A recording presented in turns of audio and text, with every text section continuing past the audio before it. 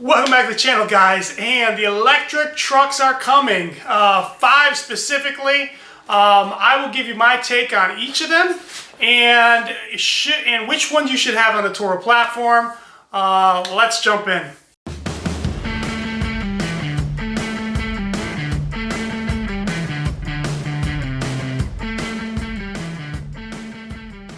Alright guys, look, a lot of hype about electric trucks. The Cybertruck was introduced 3 years ago, and we still don't have a timeline on it. It's possible the Cybertruck will be the last of these 5 to market, more than likely. But with 5 very exciting electric trucks coming to market, one already on the market, should we have any of these ready for our Turo platform? Well, if you know me and how I do my business, you know I put in reservations for pretty much every one of them, and it doesn't mean I'm going to buy all of them, but most of them for a $100 reservation, you really can't lose getting a spot on the line.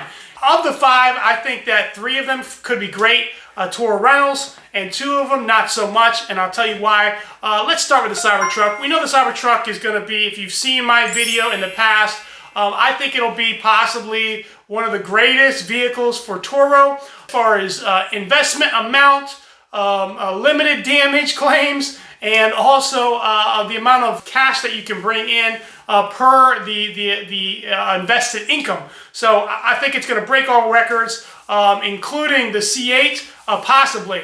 We'll see about that. It's kind of tough to break the C8 record, but the key to all of that is getting one of the first ones. So if you don't have a reservation yet, there's only 1.2 million supposedly reservations for the Cybertruck.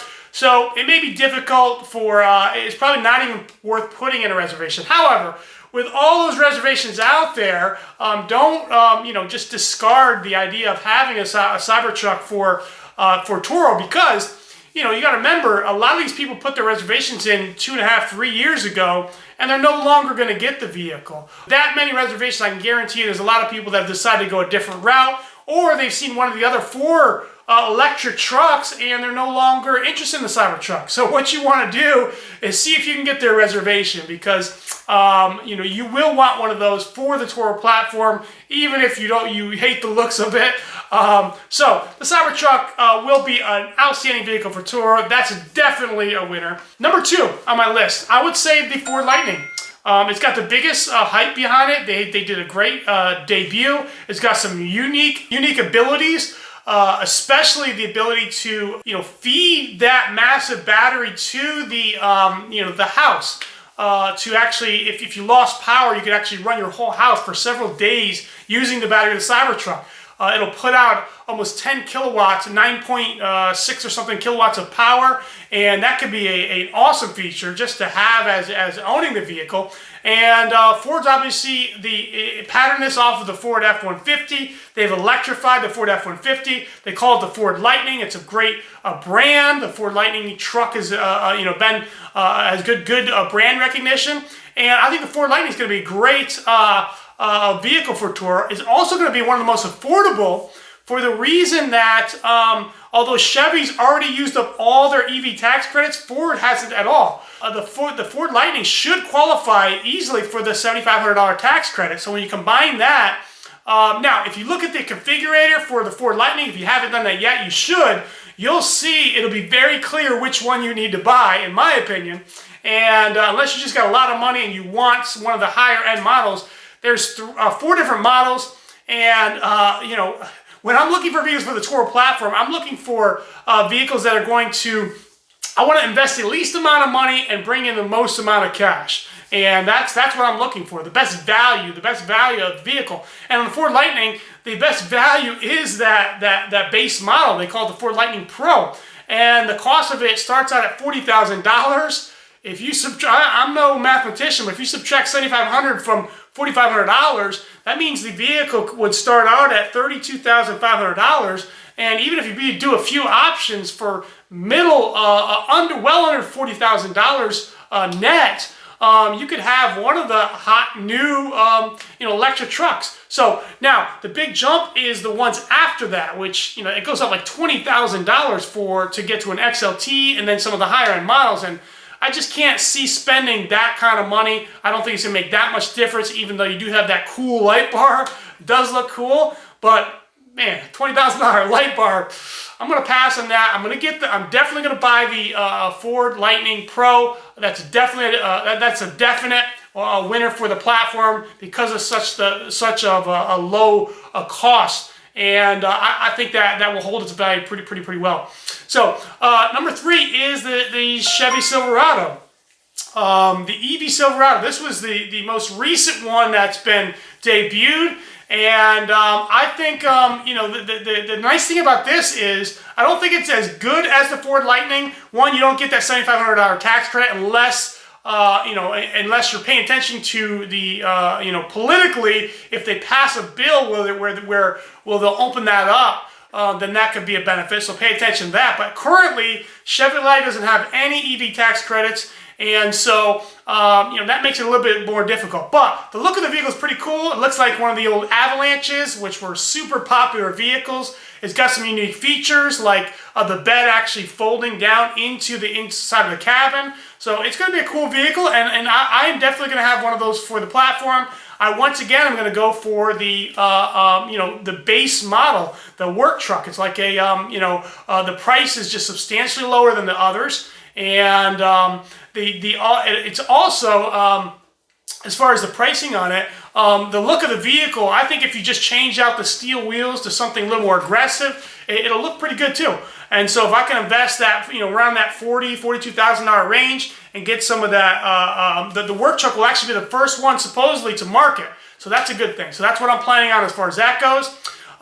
Number 4 is the Hummer.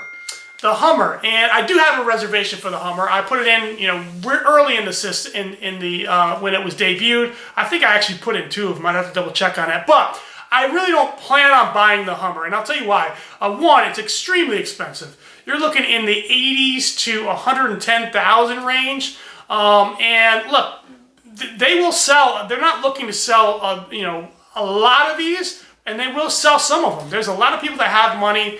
It is a pretty cool vehicle. It definitely would rent on Turo, but the question is not will the vehicle rent, it's can I get my money back on it before the depreciation of the vehicle eats up the income that I'm bringing in. So I don't know that I want to spend $90,000 or $100,000 on a Hummer because I feel like that, you know, although it will rent well, I'd have to get a lot of money per rental. And, you know, more importantly, I'm concerned about the depreciation of the vehicle. The range of the vehicle is just not long enough. So as far as electric vehicles go, you know, it really helps the depreciation if you can find the most, you know, the most range possible. So with the Hummer, I mean, you can see it. It's just like it's not aerodynamically designed.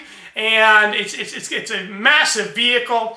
They're predicting the ranges in like 200 to 250 range. And I just think that as that vehicle ages, you know, it's not going to hold its value. If you spend $90,000 or $90,000 on a vehicle, you know, even if you bring in, you know, $30,000 of rental income, you know, it's a good chance that that vehicle will depreciate $20,000 to $30,000. So that's just too much of a risk for me. It's too a little rich for my taste. Now, look, I may change my mind as we get closer, and that's the benefit of me having that reservation. I haven't canceled it, but it's there. But for me, I'm probably going to pass on the Hummer. We'll see, though. And lastly is the Rivian. This vehicle's already on market. It's the Rivian 1RT, I believe. Just a lapse here. So, and super cool truck. I would definitely, if I was going to own a truck, for me as my personal daily driver, this is the one I'd want. Very cool truck. It's already in market. You can build one out right now, and you know they're having some production issues. Being a brand new company, this is their first product. And this one I have not put a reservation. It was $1,000, and I was kind of a wait and see. And I really just didn't think, although I liked the product, I didn't know if there was brand recognition out there. You know, so things like just giving you some examples, a Corvette, a Ford Bronco, a Jeep Wrangler. Those type of vehicles are vehicles that people are going to search for.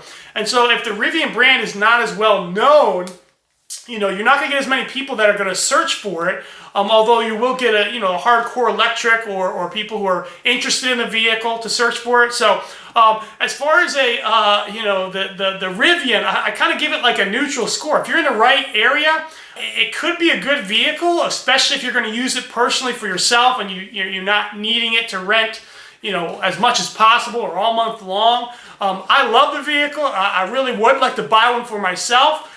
Pricing wise, they're really not bad comparatively to some of the higher end models. I would much rather spend $70,000, $75,000 on a Rivian than a Ford Lightning or a Chevrolet. And the reason is they do have that luxury aspect. You're going to get a premium similar to you would get on like a Tesla, and you're going to get that same type of clientele. So if you're in the right market, I'm not against the Rivian 1RT at all. I think it's a great vehicle. The issues are going to be, the name recognition. But Rivian going public with not too long ago does help with that. The other issue is going to be charging stations. And so if I was going to, purchase one of those for Turo, I would definitely look at, what charging stations are available for me, and is that going to be work for the renters that are going to be renting the vehicle. They got to be able to charge the vehicle up. And so I put that as a neutral. I'm interested. I like it. I can't give it a full thumbs up because it's just too conditional to the market. And if you have issues with the vehicle, servicing the vehicle and so forth, although electric vehicles typically have less service issues. But it is a brand new brand. It's a brand new product, their first product. So there's a lot of question marks there. I love it, and I'd be curious if you're planning on getting one for the platform. I'd like to know your reasoning and how it does. So I rent the vehicle for sure if you're close to me or if I travel to your area. So that's my thoughts on the electric truck revolution and how it pertains to the Turo business. What's your thoughts on it? Which one of those 5 are you planning on buying? Is there any other electric truck out there? There's a Bollinger, I believe, makes one. There's some wild stuff out there. Are any of those? Did I miss any of the keys? Mention in the comments, and I'd like to get your feedback. Until next time, guys, I'm out. Thanks for tuning in.